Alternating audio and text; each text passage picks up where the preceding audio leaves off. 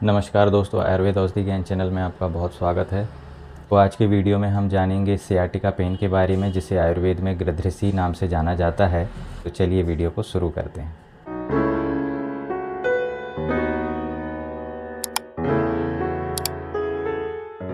तो हमारे पीठ में निचले हिस्से में एक नर्व निकलती है जिसे सियाटिका कहते हैं, और वह नीचे पैरों की ओर जाती है। तो यह L4, L5, S1, S2 एवं S3 इन रेमाई से बनी हुई होती है। इसके रूट्स होते हैं यहाँ पर। अगर इनमें किसी भी कारण से दबाव की स्थिति उत्पन्न होती है, इसमें कंप्रेशन होता है, तो दर्द की अनुभूति कमर के निचले हिस्से से पैरों की ओर होती है, और यह दर्द इतना अत्यंत कष्टदायक होता है, तो सियाटिका नर्व के नाम पर ही इस बीमारी का नाम सियाटिका पड़ गया है।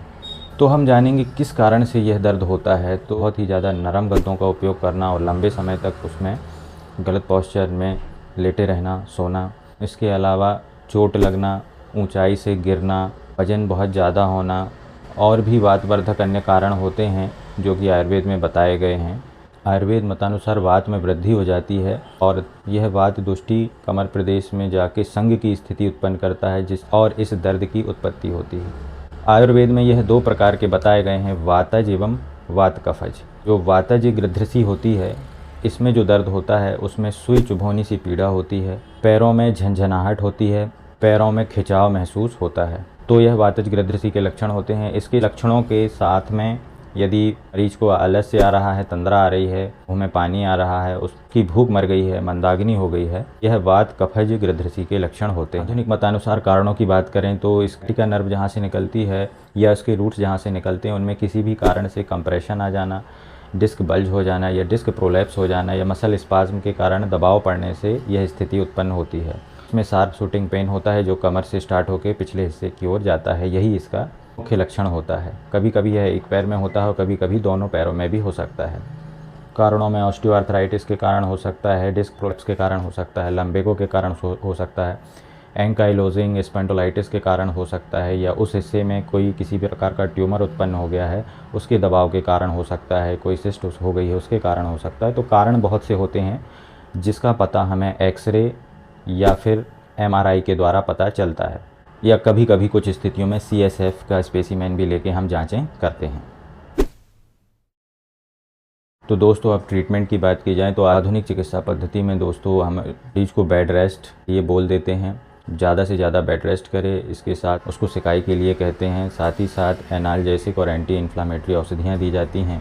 कभी कभी कुछ परिस्थितियों में बहुत ज़्यादा दर्द होता है तो जाइलोकिन के इंजेक्शंस भी नर्व में दिए जाते हैं ताकि पेन में जल्द राहत मिले।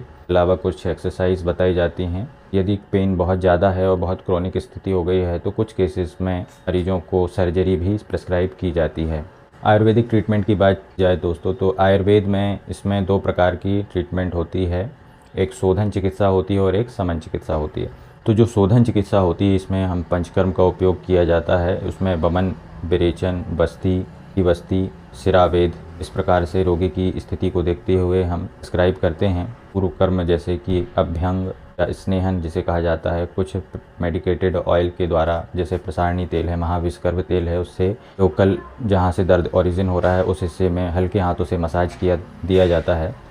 स्वेदन की व्यवस्था की जाती है, यानी सिकाई की जाती है। अब वह नाड़ी स्वेद हो सकता है या रुक्ष स्वेदन भी दिया जाता है। इसमें रेत की पोटली से सिकाई की जाती है या सेंधों की पोटली से सिकाई की जाती है। इसमें दोस्तों वस्ती देने से बहुत ही अच्छा लाभ होता है। अगर वस्ती कर्म की बात की जाए तो इसमें यदि अनुवासन वस्ती देना है तो सेंधवादी तेल की अनुवासन वस्ती बहुत अच्छा लाभ करती है। और अगर निरुवस्ती की बात करें तो एरंड मूलादि क्वाद की निरुवस्ती बहुत ही लाभकर होती है। इससे पेशेंट के दर्द में बहुत अच्छा आराम मिल जाता है। कभी कभी आत्यायिक स्थिति में शिरावेद भी बताया गया है, तो ड्रा एवं जानू के मध्य की शिरावेद कर दिया जाता है। उससे इंस्टेंट रिलीफ पेशेंट को मिल जाता है। कभी कभी कुछ केसेस में अग्निकर्म भी इसी हिस्से में किया जाता है। इसके बाद दोस्तों समन चिकित्सा या अभ्यंतर चिकित्सा की बात की जाती है। तो समन चिकित्सा में हम जो वातनाशक औषधियाँ हैं वह दी जाती हैं, जैसे रासनादि गुग्गुल है, अश्वगंधा रिष्ट है, दसमूला रिष्ट है, महावात विध्वंसक रस है, अजमोदा चूर्ण है, शंख भस्म है, एरंड मूल स्नेह है, या फिर रसोन क्षीरपाक है। इन सभी औषधियों को रोगी की स्थिति के अनुसार और जठराग्नि को देखते हुए उनके डोज का निर्धारण किया जाता है और उनका ट्रीटमेंट किया जाता है। साध्यता एवं असाध्यता की बात करें तो आयुर्वेद मतानुसार जो वातज गृध्रसी होती है तो वह कृच्छ साध्य होती है और कठिनता से ही यह ठीक होती है। वात कफज होती है वह गृध्रसी सुख साध्य होती है, जबकि चिरकालीन यानी बहुत क्रॉनिक यदि केस हो गया है और बहुत ज़्यादा कंप्रेशन है तो फिर वह असाध्य की श्रेणी में आ जाती है, केवल उसका मैनेजमेंट ही थोड़ा बहुत किया जा सकता है। दोस्तों, अगर कोई मरीज़ है जिसे सियाटिका रोग है और वह औषधि सेवन करना चाहे तो अजमोदा चूर्ण आप ले लें। 3 ग्राम सुबह शाम इसका सेवन, गुनगुने पानी से इसका सेवन करने से अत्यंत लाभ मिलता है। अगर आप उसमें शंख भस्म 250 मिलीग्राम की मात्रा में सुबह शाम उसके साथ ले सकते हैं या अलग से भी ले सकते हैं, उससे भी लाभ मिलता है। अगर आप खाने के बाद अश्वगंधा रिष्ट और 10 मूला रिष्ट 20-20 ml समभाग जल से मिलाकर दोनों टाइम लेते हैं, निश्चित रूप से में दर्द से काफ़ी राहत मिल जाती है। इसके अलावा पंचकर्म में कटी बस्ती यदि आप कराते हैं तो उससे भी लाभ मिलता है। इसके साथ साथ यदि आप अभ्यंग की बात करें तो अभ्यंग एवं सिकाई ज़रूर करें, इससे भी बहुत ज़्यादा लाभ मिल जाता है। तो दोस्तों, आज हमने जाना सियाटिका पेन क्या है, इसके क्या लक्षण हैं, क्या कारण हैं और क्या चिकित्सा है। तो इसी प्रकार हमारा चैनल देखते रहिए और मिलते हैं किसी अन्य वीडियो में किसी अन्य बीमारी या अन्य औषधि के साथ। तब तक के लिए नमस्कार।